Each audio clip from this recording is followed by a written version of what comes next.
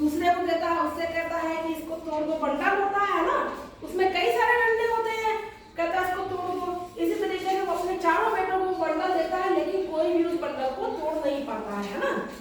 तो इससे क्या उन लोगों को पता चला कि अगर वो लोग अकेले हैं, कोई भी व्यक्ति अगर अकेला है तो उसको कोई भी तोड़ सकता है ना, उसको कोई भी हानि पहुंचा सकता है। लेकिन अगर मिलजुल के रह रहे हैं तो उसको कोई नुकसान नहीं पहुंचा सकता है। वो डंडे जो है संगठित थे ना, एक साथ कई सारे डंडे थे, तो उनको कोई तोड़ नहीं पाया।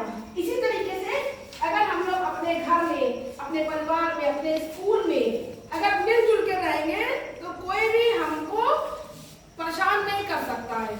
अगर हम लोग आपस में भाई बहन लड़ते रहेंगे तो कोई भी बाहरी व्यक्ति आएगा वो हमको नुकसान पहुंचा सकता है ना। Very good. तो अब आप लोग मिलजुल के रहेंगे सब लोग। इस कहानी से आपको क्या शिक्षा मिलती है? एकता में बल है। क्या है? एकता में बल है। अगर हम लोग एक होके रहेंगे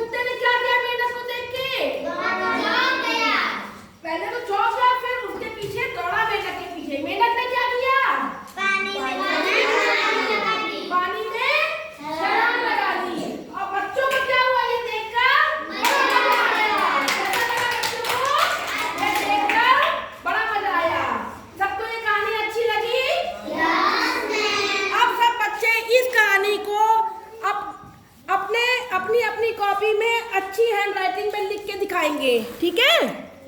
सब बच्चे जल्दी से इस कहानी को अच्छी अच्छी राइटिंग में लिख के दिखाइए।